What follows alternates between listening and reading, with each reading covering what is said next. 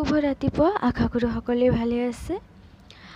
আজি মই আপোনালোকৰ বাবে আন এটি বিশেষ ৰচনা লৈ আহিছোঁ আৰু এই ৰচনাটি পবিত্ৰ দাস নামৰ এজন ভাইটিয়ে বিচাৰিছিল।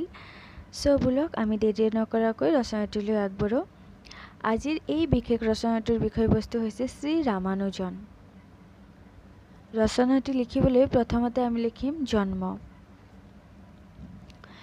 শ্ৰীনিবাস ৰামানুজনৰ জন্ম হয় 1887 চনৰ 22 ডিচেম্বৰত দক্ষিণ ভাৰতৰ তাঞ্জোৰ জিলাৰ আৰব চহৰৰ এটি দৰিদ্ৰ ব্ৰাহ্মণ পৰিয়ালত। তেওঁৰ দেউতাক কুম্ভকোনামৰ এজন কাপোৰ ব্যৱসায়ী সদাগৰৰ হিচাপ ৰক্ষক আছিল। ৰামানুজনৰ সম্পূৰ্ণ নাম শ্ৰীনিবাস ৰামানুজন আয়াংগাৰ। তাৰপিছত লিখিম শিক্ষা আৰু বাল্যকাল। ইয়াতে আমি লিখিম 1892 চনত স্থানীয় প্ৰাইমাৰী বিদ্যালয়ত ভৰ্তি হৈ ৰামানুজনে আনুষ্ঠানিক শিক্ষা আৰম্ভ কৰিছিল। সৰুৰে পৰা ৰামানুজন শান্ত তথা চিন্তাশীল ব্যক্তিত্বৰ আছিল। 1903 চনত 16 বছৰ বয়সত তেওঁ কুম্ভকোনাম চৰকাৰী কলেজত পঢ়িবলৈ লয় আৰু সুভাষায়ম বৃত্তি লাভ কৰে। গণিত আৰু সংস্কৃত এই দুটা বিষয়ৰ প্ৰতি ৰামানুজনৰ সৰুৰে পৰা যথেষ্ট আগ্ৰহ আছিল, কিন্তু সময়ৰ লগে লগে তেওঁৰ গণিতৰ প্ৰতি ইমানেই ধাউতি বাঢ়িবলৈ ধৰে যে প্ৰথম বাৰ্ষিকৰ পৰীক্ষাত কেৱল গণিতৰ বাহিৰে সকলোবোৰ বিষয়ত তেওঁ অকৃতকাৰ্য হয়, যাৰ বাবে তেওঁ দ্বিতীয় বাৰ্ষিকলৈ উন্নীত হ'ব নোৱাৰে আৰু পিছলৈ অৰ্থৰ অভাৱত কলেজীয়া শিক্ষা বাদ দিব লগা হয়। ইয়াৰ পিছত চাকৰিৰ অনুসন্ধানত মাদ্ৰাজ আদি বিভিন্ন ঠাই ঘূৰি ফুৰে। 1907 চনত কলেজত ভৰ্তি নোহোৱাকৈ FA পৰীক্ষাত বহে যদিও অকৃতকাৰ্য হয়। পিছলৈ তেওঁ পৰীক্ষা দিয়াৰ আশা প্ৰত্যাহাৰ কৰে যদিও অংক শাস্ত্ৰৰ প্ৰতি থকা তেওঁৰ ধাউতি কমাৰ পৰিৱৰ্তে দিনে দিনে বাঢ়িবলৈ ধৰিলে। আৰ্থিক অনাটন আৰু তাৰ পৰা উদ্ভৱ হ'ব পৰা সকলো সমস্যাৰ মাজতো তেওঁ গণিতৰ সূত্ৰৰ সমাধানৰ ক্ষেত্ৰত নিজৰ অধ্যয়ন অব্যাহত ৰাখে। তাৰপিছত আহিব বিবাহ আৰু কৰ্মজীৱন। ইয়াতে আমি লিখিম 1903 চনৰ জুলাই মাহত ৰামানুজনে জোনাকী অম্বলক বিয়া কৰায় আৰু পুনৰবাৰ চাকৰিৰ বাবে চেষ্টা কৰে। আৰু সেই সময়তেই তেওঁ ভাৰতীয় গণিত সমাজৰ প্ৰতিষ্ঠাতা ভি ৰামস্বামী আয়াৰৰ সংস্পৰ্শলৈ আহে। ৰামস্বামী আয়াৰে ৰামানুজনৰ কথা-বতৰা, আশা-আকাংক্ষাৰ বিষয়ে জানি তেওঁৰ টোকা-বহী চাই তেওঁৰ প্ৰতিভাৰ আভাস পাই ৰামানুজনক তেওঁ কুম্ভকোনম গভৰ্ণমেণ্ট কলেজৰ প্ৰিন্সিপাল PV সেন আয়াৰ আৰু নেল্লোৰৰ জিলা প্ৰশাসক দেৱান বাহাদুৰ ৰামচন্দ্ৰ ৰাওৰ ওচৰলৈ পঠাই দিয়ে। তেওঁলোক দুজনে মিলি ৰামানুজনক মাদ্ৰাজত পঢ়িবলৈ পঠাই দিয়ে। 1912 চনৰ 9 ফেব্ৰুৱাৰীত মাদ্ৰাজ প'ৰ্ট ট্ৰাষ্টৰ অফিচত 30 টকা দৰমহাৰ এটা চাকৰি লাভ কৰে আৰু এই চনতেই সেই আলোচনীখনত ৰামানুজনৰ আৰু দুটা প্ৰবন্ধ প্ৰকাশ হয়।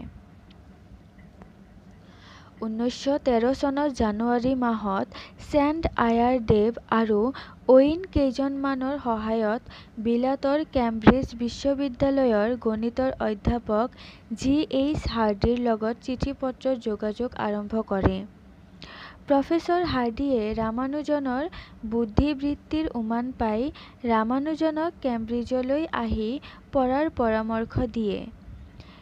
কিন্তু সমুদ্ৰ যাত্ৰা আছিল শাস্ত্ৰবিৰুদ্ধ, কিয়নো ৰামানুজন আছিল দক্ষিণ ভাৰতীয় সাত্ত্বিক আৰু গোঁড়া ব্ৰাহ্মণ। 1913 চনত ৰামানুজনে মাদ্ৰাজ বিশ্ববিদ্যালয়ত গৱেষণা আৰম্ভ কৰে।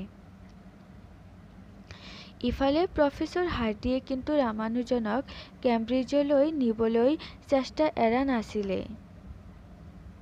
যাৰ ফলত 1914 চনৰ মাৰ্চ মাহত ৰামানুজন বিলাত অভিমুখে যাত্ৰা কৰে আৰু তাত কেম্ব্ৰিজ বিশ্ববিদ্যালয়ৰ ট্ৰিনিটি নামৰ কলেজত প্ৰফেচৰ হাৰ্ডি আৰু প্ৰফেচৰ লিটল উডৰ লগত গৱেষণা কৰে আৰু সকলোৰে প্ৰশংসা লাভ কৰে যদিও তেওঁৰ শৰীৰ দুৰ্বল হৈ পৰে, যাৰ বাবে 1917 চনত কিছুদিন কেম্ব্ৰিজৰ নাৰ্ছিং হোমত থাকিবলগীয়া হয়। 1918 চনৰ শৰৎ কালত তেওঁ সুস্থ হৈ পুনৰ গৱেষণাৰ কামত নিয়োজিত হৈ পৰে। 1919 চনৰ 27 ফেব্ৰুৱাৰীত ৰামানুজন ভাৰত অভিমুখে ৰাওনা হয় আৰু এপ্ৰিলৰ 2 তাৰিখে মাদ্ৰাজ আহি পায়। সমুদ্ৰ যাত্ৰা আৰু ভাৰতৰ জলবায়ুৱে তেওঁৰ স্বাস্থ্যৰ উন্নতি সাধিব ভাবিলেও হিতে বিপৰীতহে হ'বলৈ ধৰিলে। তাৰপিছত লিখিম সন্মান। 31 বছৰ বয়সত 1918 চনৰ ফেব্ৰুৱাৰী মাহত ৰামানুজনক ৰয়েল ছ'চাইটিৰ fellowship, fellow of royal society (FRS) প্ৰদান কৰে আৰু এই সন্মানেৰে সন্মানিত ৰামানুজনেই আছিল প্ৰথম ভাৰতীয়। একে বছৰতে গণিত শাস্ত্ৰলৈ তেওঁ আগবঢ়োৱা অৱদানৰ স্বীকৃতিস্বৰূপেও তেওঁক কেম্ব্ৰিজৰ ট্ৰিনিটি কলেজৰ ফেলো হিচাপে সন্মানিত কৰা হয়। The man who knew infinity Srinivasa ৰামানুজনৰ জীৱনৰ ওপৰত আধাৰিত চলচ্চিত্ৰ। তাৰ পিছলৈ আহিব মৃত্যু। ভাৰতলৈ উভতি অহাৰ পিছত ৰামানুজনৰ শৰীৰ ক্ৰমান্বয়ে দুৰ্বল হৈ পৰে আৰু অনেক চিকিৎসাৰ অন্তত 1920 চনৰ 26 এপ্ৰিল তাৰিখে মাদ্ৰাজৰ উপকণ্ঠ চেজপুৰত তেওঁ শেষ নিশ্বাস ত্যাগ কৰে। সেই সময়ত এই মহান গণিতজ্ঞ গৰাকীৰ বয়স আছিল মাত্ৰ 30 বছৰ। ইয়াতেই আমাৰ এই ৰচনাখিনিৰ সমাপ্ত পৰিল। ৰচনাটো যদি আপোনালোকৰ ভাল লাগে তেন্তে নিশ্চয় মোৰ চেনেলখন ছাবস্ক্ৰাইব কৰিব আৰু বন্ধু বান্ধৱীৰ লগত শ্বেয়াৰ কৰিব। ধন্যবাদ। আৰু আপোনালোকৰ যিখন বিষয়ৰ ওপৰত ৰচনা লাগে মোক কমেণ্ট বক্সত জনাই দিব। মই যিমান সোনকালে পাৰিম ৰচনাটি আপোনালোকৰ মাজত শ্বেয়াৰ কৰিম। ধন্যবাদ।